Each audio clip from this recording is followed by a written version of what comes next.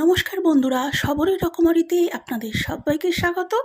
আজকে আমি আপনাদের সাথে টক মিষ্টি ঝাল নিরামিষ কুমড়োর একটি রেসিপি শেয়ার করব। আশা করি রেসিপিটি আপনাদের ভালো লাগবে। আসুন বন্ধুরা, আজকে রেসিপিটি বানানোর পদ্ধতিটি শুরু করা যাক। আজকে রেসিপিটি বানানোর জন্য আমি এখানে 400 গ্রামের মতো কুমড়ো নিয়ে নিয়েছি। আর কুমড়োর ভিতরের দিকে যে দানাগুলো আছে, দানাগুলোকে আমি চেঁচে পরিষ্কার করে দিয়েছি। এবার প্রথমে ছুরি দিয়ে এরকম বড় টুকরো করে কেটে নেব, তারপর এটা ছোট ছোট টুকরো করে কেটে নিতে হবে। আর রেসিপিটি বানানোর জন্য কুমড়োর খোসা ছাড়াবার কোনো প্রয়োজন নেই।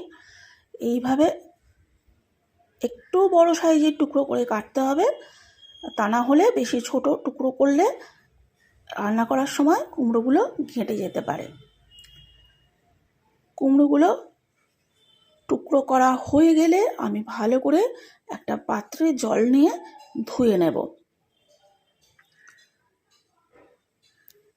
পাত্রের মধ্যে জল নিয়ে টুকরোগুলোকে দিয়ে ভালো করে হাত দিয়ে কচলে ধুয়ে নিতে হবে, যাতে করে এর মধ্যে থাকা সমস্ত ময়লা পরিষ্কার হয়ে যায়।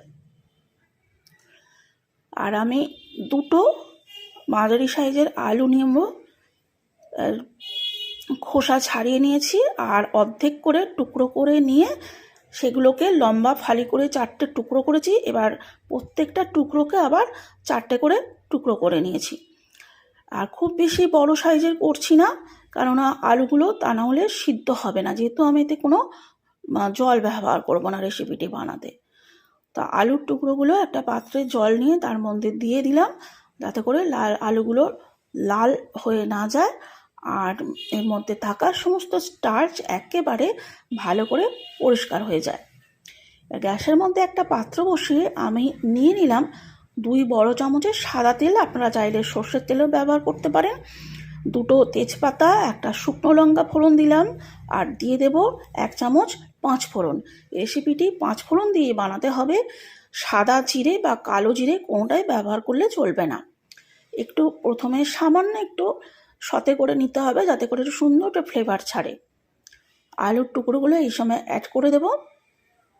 আলুগুলো যেহেতু কুমড়োর থেকে শক্ত, তাই একটু আগে দিয়ে সামান্য ভাজা করে নিতে হবে, তারপর কুমড়ো অ্যাড করব।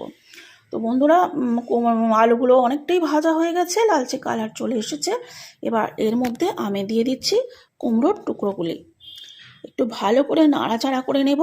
এবার এর মধ্যে কিছু মশলা আমি অ্যাড করব। বেশি মশলা কিন্তু রেসিপিটি বানাতে প্রয়োজন লাগবে না, অল্প মশলা দিয়ে তৈরি হয়ে যাবে। দিয়ে দিলাম স্বাদ মতো নুন, জিরে গুঁড়ো, হলুদ গুঁড়ো আর লাল লঙ্কার গুঁড়ো। এবার ভালো করে সমস্ত মশলাগুলো দিয়ে আলু আর কুমড়োটাকে কষিয়ে নিতে হবে।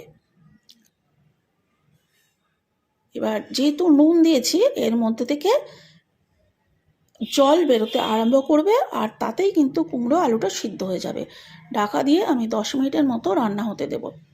ততক্ষণে আমি এদিকে নিয়ে নিয়েছি একটা মাঝারি সাইজের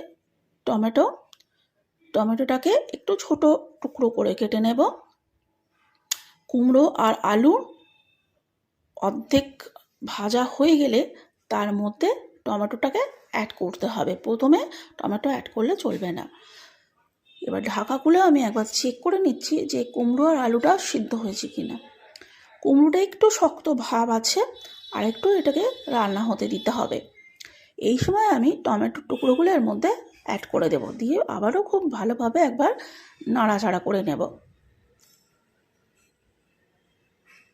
এবার যদি আপনাদের মনে হয় যে কড়ার সাথে জড়িয়ে যাচ্ছে, তাহলে 2-1 চামচ জল আপনারা অ্যাড করতে পারেন, কিন্তু আমি এখানে কোনো জল ব্যবহার করব না। যেহেতু নুন দিয়েছি, এর মধ্যে থেকে জল আপনি বেরোতে আরম্ভ করবে ঢাকা দিয়ে রান্না করলে। আমি আরও 10 মিনিট রান্না করে নেব। 10 মিনিট বাদে ফিরে এলাম। আরেকবার আমি চেক করে নেব যে কুমড়ো সিদ্ধ হয়েছে কিনা। দেখুন কুমড়োগুলো কত সুন্দর সিদ্ধ হয়ে গেছে। এই সময় দিয়ে দিলাম সামান্য চিনি, এতে স্বাদের একটা সুন্দর ব্যালেন্স থাকবে। আর দিয়ে দিলাম কুচি করে রাখা ধনেপাতা। আপনারা চাইলে চিনি নাও ব্যবহার করতে পারেন, কিন্তু এই একটা সুন্দর টক ঝাল মিষ্টির স্বাদ আসার জন্য আমি এখানে চিনি দিয়েছি। এবার রেসিপিটা একবারে রেডি হয়ে গেছে, ঢাকা দিয়ে ঠান্ডা হতে দিয়েছিলাম। এবার একটা পাত্রের মধ্যে আমি সার্ভ করে দেবো। আশা করি বন্ধুরা রেসিপিটি আপনাদের ভালো লেগেছে। ভালো লেগে থাকলে অবশ্যই একটা লাইক দেবেন, আর বরাবরের মতো কমেন্ট করে আপনাদের মতামত জানাতে কিন্তু ভুলবেন না। আর নতুন বন্ধুদের কাছে অনুরোধ রইল, আমার চ্যানেলটিকে সাবস্ক্রাইব করে পাশে থাকা বেল আইকন প্রেস করে দেবেন, যাতে করে আমি যখনই নতুন ভিডিও দেবো তার নোটিফিকেশান খুব সহজেই আপনাদের কাছে পৌঁছে যাবে। তো বন্ধুরা আজকে এই পর্যন্তই, আবার নতুন এপিসোডে নতুন ভিডিও নিয়ে হাজির হব। আপনারা ভালো থাকবেন, সুস্থ থাকবেন এই কামনা করে আজকে ভিডিওটি এখানেই শেষ করছি। Bye bye.